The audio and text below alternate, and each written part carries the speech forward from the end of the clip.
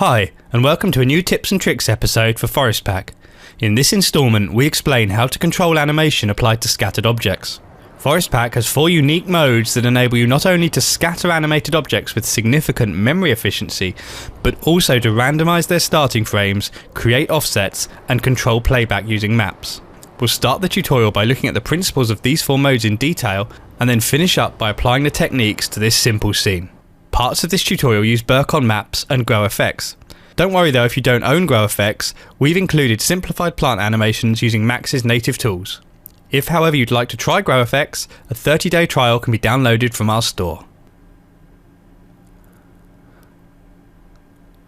To illustrate how to turn on animation and master the different modes used to control playback, open the animation exercises.max file included in the downloads for this tutorial. This file contains a simple plane with arrows on it. The arrows are distributed with Forest Pack and laid out on a grid so that we can easily see the effects of changes to the animation controls. Also in the scene, to the left of the plane, are 5 animated objects that we'll use in later exercises.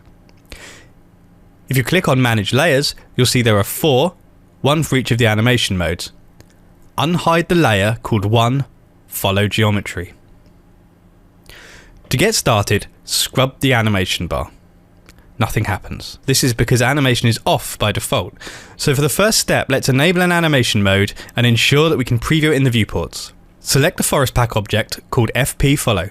Open the animation rollout and then change the mode from disabled to Follow Geometry.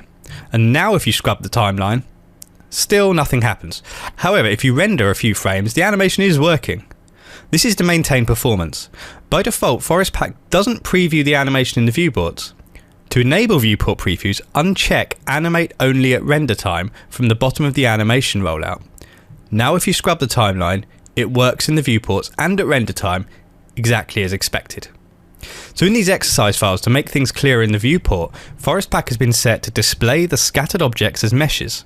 If the geometry was more dense or the scatter area larger, this might not be possible. Fortunately, Points Cloud mode also enables you to preview animations, allowing you to get a good indication of the rendered results of more complex scenes. To illustrate this, try the following. Open the display rollout and set the mode to Points Cloud. Let's select the plane and then change the size from 20 by 20 meters to 600 by 600. Now scrub the timeline. You'll see that you can still get a decent idea of the animation in the viewports, despite the number of instances. Though this geometry is simple, the same would apply for much more complex models. Next, we'll look at how to randomize the starting frame of animated objects. To illustrate this, unhide the layer called 2 Random Samples and change the view to the Cam Random Sample camera. Select the forest object called FP Random. Open the animation rollout and check random samples. Scrub the timeline. The arrow's playback is now randomized. You'll notice when you activate random samples mode that the time offset and count parameters become available. These are used to control the sample points along the timeline. To create the points, the count parameter defines the total number of samples, while time offset determines the number of frames between them, starting from frame 0. For example, if we use a count value of 5 and a time offset value of 2, we get these 5 sample points marked in red. You see this starts from frame 0, with 4 further samples each taken 2 frames apart. The bottom row illustrates the sample points on a 30-frame animation. In the resultant scatter, shown in the top row, you can see that only these 5 frames are used.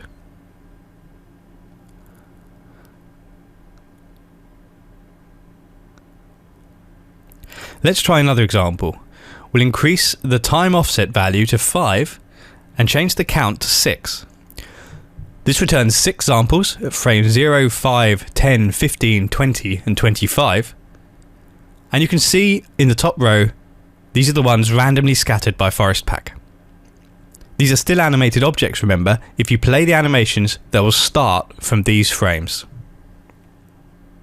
Understanding the count and time offset parameters is the key to mastering this mode and the next, controlling the starting frame using a map. But before we get onto that, I want to share a few tips about the source geometry. You'll notice that the animations in the exercise file stop at frame 30. This is to be expected, it's when the source geometry stops too. In many cases, this may be the effect you're after, but if you do want the animation to continue throughout the entire duration of the shot, you'll need to be sure that the source object's animation is long enough. This is especially true when randomizing starting points, as the source objects may need to continue animating well beyond the active time segment. What follows are a few tips about preparing animated meshes for Forest Pack. Probably the easiest way to create a looped animation is to use the parameter curve out of range options found in the graph editor. To illustrate, we'll make the arrow animation loop instead of stopping at frame 30. So to do this, select the arrow object named Bend with Keyframes and open the curve editor.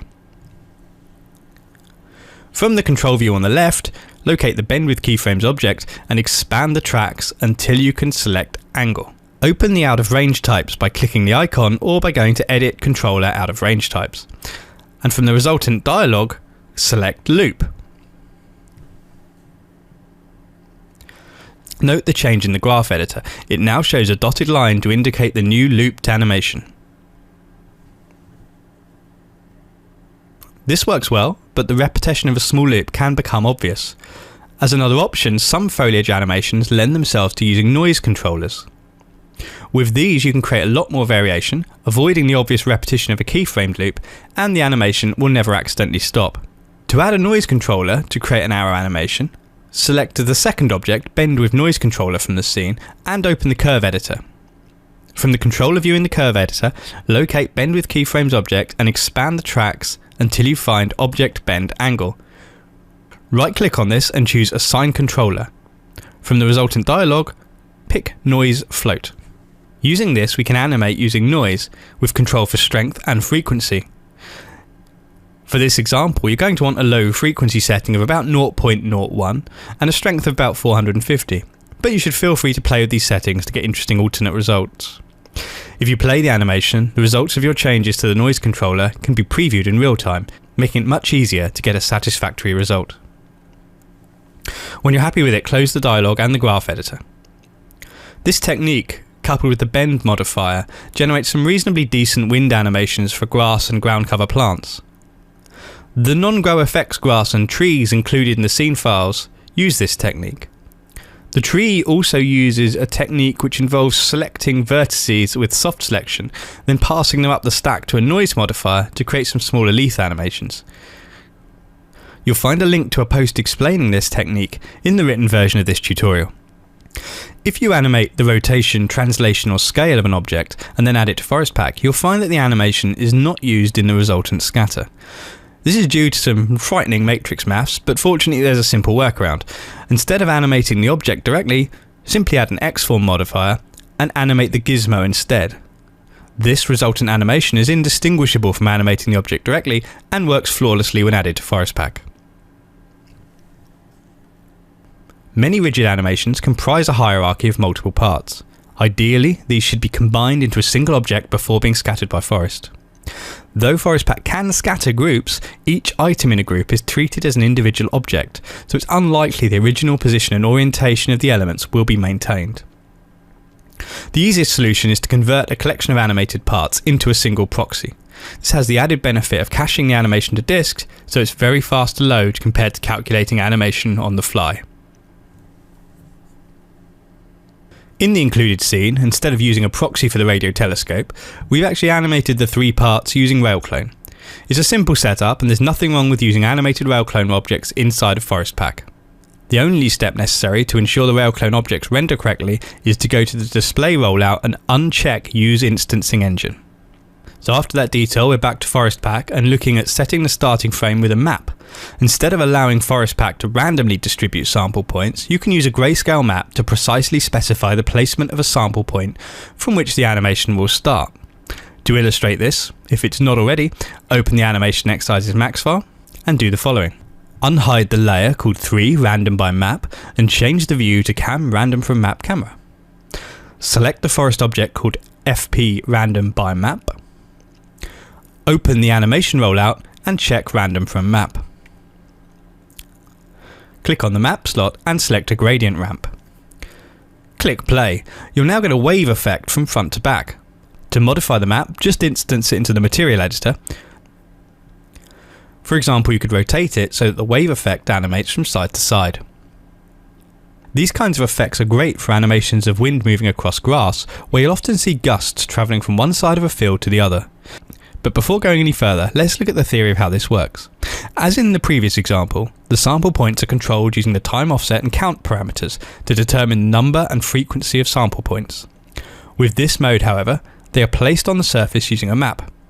For example, using a time offset value of 5 and a count of 6, we get the sample points, shown in red, of 0, 5, 10, 15, 20 and 25. In the top row you can see how the gradient ramp controls their distribution. The grayscale range is equally divided by the count value, with the first frame represented by black and the last represented by white. When the colour exceeds a threshold point, the next frame is displayed. This explains why you can't see frame 25 in the top row, as the gradient is only pure white on the very far right hand side of the row. Let's take a second example. You can see here that if you increase the count to 15 and decrease the offset to 2, you'll get a much smoother wave animation in the top row. More or less any map that is calculated before render time can be used to offset the animation.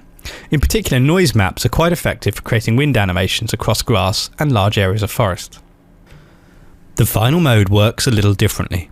Instead of creating a number of equally spaced sample points along the timeline from which the animation will start playing, you define a range using the start and end parameters. A map is then used to control the absolute frame, displayed based on a grayscale value. Simply scrubbing the timeline in this mode will not result in animation playback. Instead, to control the animation, the grayscale value itself needs to change. Let's take a look at a couple of examples, starting with a typical usage, a simplified growth animation. Back in our exercise file, locate the object called growth animation and scrub the timeline.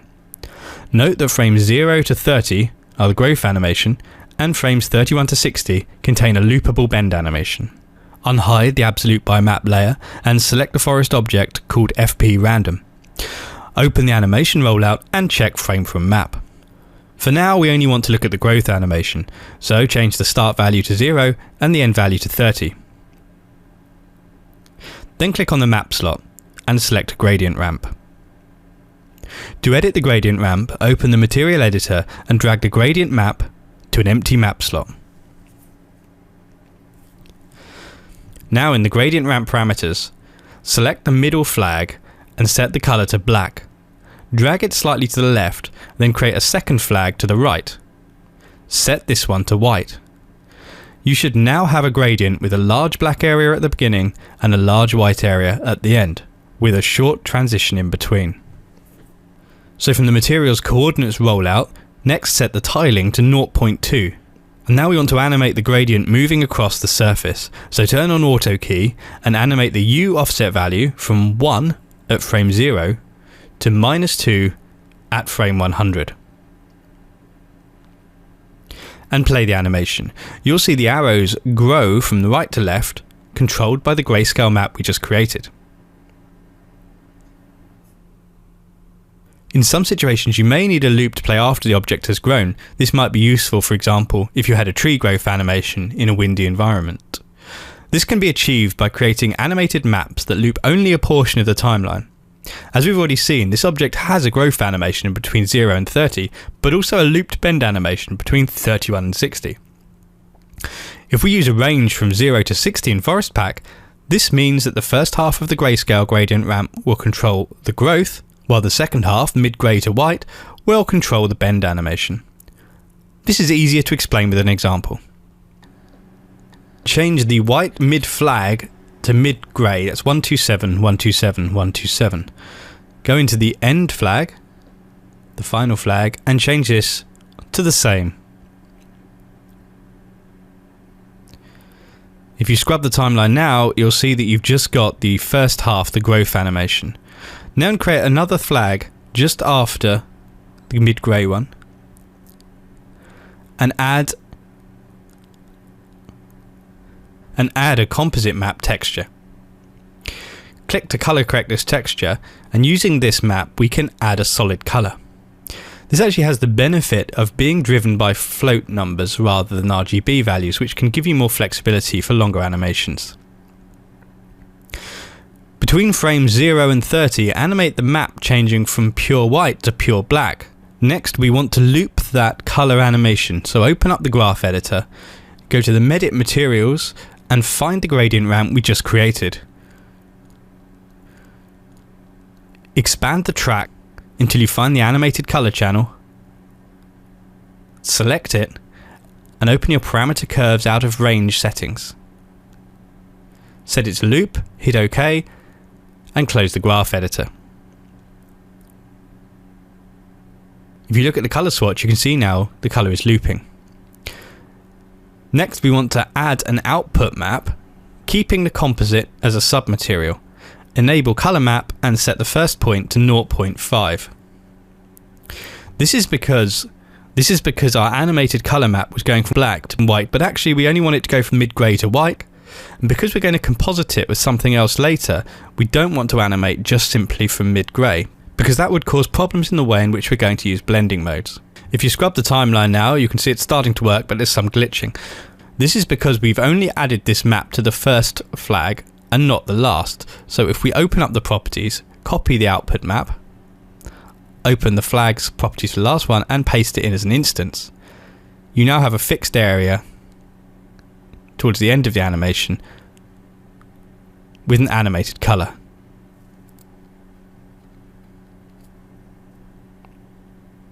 So with that done, you have a growth animation and then you've got an animated loop going on. But how would you go about adding some variation to the looped animation? Well, to do that, we'll go back to our composite map and add a new layer. Then in this layer, add a noise map and set the size to 400 and create a little more contrast by setting the high value to 0.8 and the low value to 0.2. Set the blend mode to difference.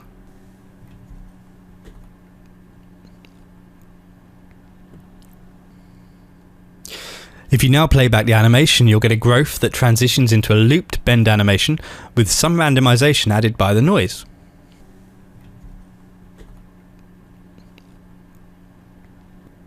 As we've mentioned, any map that can be evaluated before render time can be used. So if you're a V-Ray user, it's also possible to use a V-Ray distance texture to drive animations based on their proximity to a list of objects. So to do this, we'll carry on from the previous exercise. But from the animation rollout, set the end frame to 30. We only want the growth animation. Then click on the map slot and add a V-Ray distance text map. Drag this map into the material editor and make some changes. First, set the distance to 3.2 meters. Change the far color to black. Change the near color to white. Check inside color and change the inside color to white also. Go down to the V-Ray distance text objects rollout and click on add and select sphere 01 from the scene. This is currently set to display as box. Now if you pick sphere 1 and move it near the surface of the forest pack object, the arrows will grow as the sphere approaches. If you're not a V-Ray user, it's still possible to get a similar effect by using vertex colors. To do this, you'll need access to a couple of free scripts. You'll need the Blur Vertex Color modifier. This is a free script by RP Manager written by Grant Adam. It's used to add vertex colors to a stack selection. The link for downloading this can be found in the written version of this tutorial. For the second example, you'll also need the Selection Cache modifier. This enables you to cumulatively cache vertex selections. It can be downloaded from Max Plugins DE. Again, the link is in the written version of this tutorial. So to use this technique, for any renderer, reselect the forest object, open the animation rollout and add a vertex color map. Now select the surface called Plane 4, apply a volume select modifier and set the stack selection mode to vertex. Change select by to object and pick sphere 1 from the scene. Turn on use soft selection and enter a fall off value of 300. Now add a blur vertex color modifier and check convert selection, set the channel to 1, set the steps to something high like 60, and make sure the blur value is about 0.5. If you play back the animation now, you'll see you get a very similar effect using the V-Ray distance text map. But also, if you use this technique in combination with the selection cache modifier, it's also possible to draw a growth animation using another object. So to do this, follow these steps. Add a selection cache modifier between the volume select and the blur vertex color modifiers. Set the mode to replace. Turn on accumulate selection. And we need to save the cache. So click set cache and choose a location to save the file. Then click record to write out the cache. And once this is done, you don't really need the modifiers on below it anymore, so you can click on disable modifiers below to turn off the volume select modifier. And then click play to preview the animation. You'll see that as the sphere moves across the plane, it draws a growth animation in its wake. Now, we've gone into quite a lot of detail about the theory of how Forest Pack handles animated geometry and explored the implications of this using a number of abstract examples. To wrap this tutorial up, we'll see how easy and quick it is to use Forest Pack to control animated objects. In this short section, we'll use 3 of the techniques described above on a small animated scene to see how they apply in a typical situation. So to get started, open either Forest Pack Animation Start Mental Ray or Forest Pack Animation Start V-Ray, depending on your renderer. In this file, there are a number of hidden layers you can activate. If you have GrowFX installed, unhide one Forest Object Start GrowFX, otherwise unhide Forest Object Start Standard. If you prefer just to see the end results and you don't want to follow the tutorial, unhide either Forest Objects End GrowFX or Forest Objects End Standard. In all cases, the forest objects have been set up for you with the exception of the animation, which we'll add by following these steps. We're going to start by animating the simplest objects first. The radio telescopes in the scene all move perfectly in sync, so to do this we'll use Follow Geometry mode. So pick Forest Telescope Start from the scene, scroll down to the animation rollout and turn on Follow Animation. And that's all you need, but to illustrate some of the interoperability between Railclone and Forest Pack, we'll temporarily turn off Animate Only at render time. Then unhide the animated dish layer and select Railclone Telescope. This is a Railclone object, so we'll go to its display rollout and turn on box mode. Because Forest is in adaptive display mode, it will update to display the 3 boxes that make up the simplified Railclone object.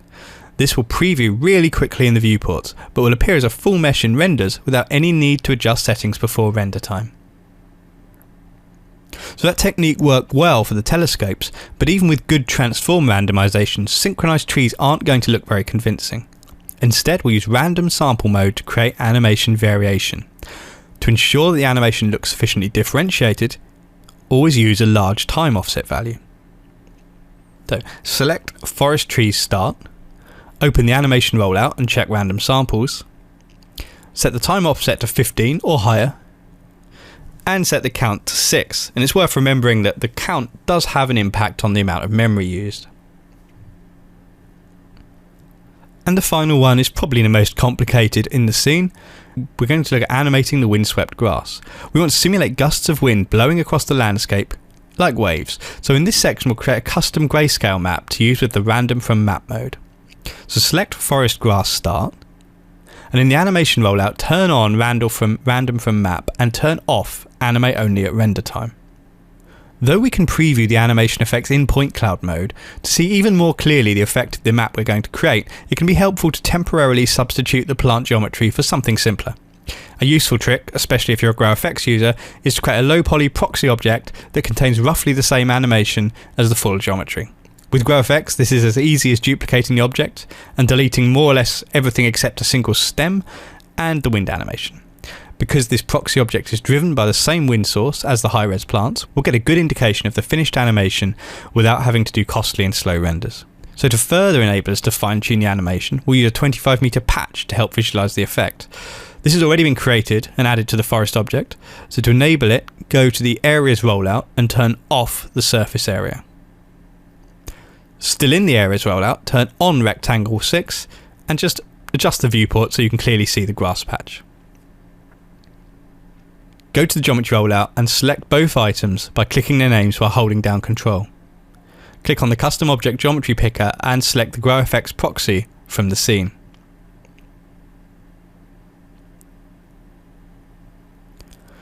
Since we're using low poly geometry in a relatively small area, we can temporarily change the display mode to mesh from the display rollout. And finally, just like in our example files, I'm going to change the distribution map to grid, again to help visualize how this map is working. So now we'll create the map. There's any number of ways to approach this, but in this example I'm going to combine two gradient ramps. So let's go back to the animation rollout, click on the map button and select gradient ramp. While we're here, set the time offset to 7 and the count to 20, and then drag the gradient ramp into the material editor as an instance. In the coordinates rollout, check use real world map size, set the width to 12.5 and the height to 25 meters. If you play the animation now, you'll see the offset is creating a wave-like motion, moving horizontally across the screen. To create a wave that moves horizontally and vertically, we'll combine two fall-off maps. Click on the Map Type button and select a composite map. Make sure you keep the existing map as a submap. Click plus to add a new layer and copy the existing gradient ramp to the new texture slot.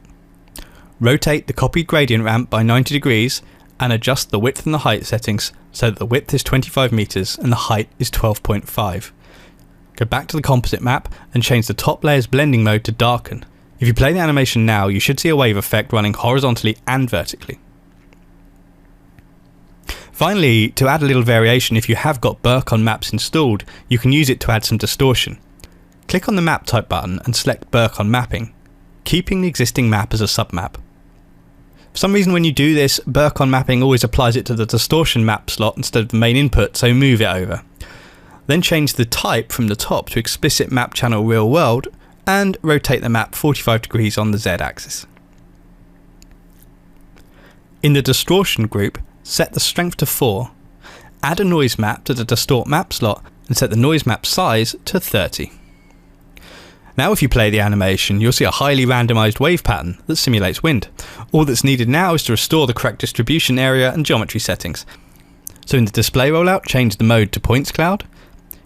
In the distribution map rollout, change the map to dense. In the areas rollout, turn off rectangle and turn back on surface area. And in the animation rollout, turn back on anima only at render time.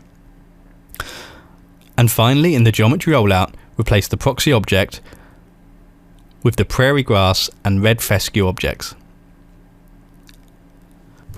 With that done, you're ready to render, but I won't make you watch that.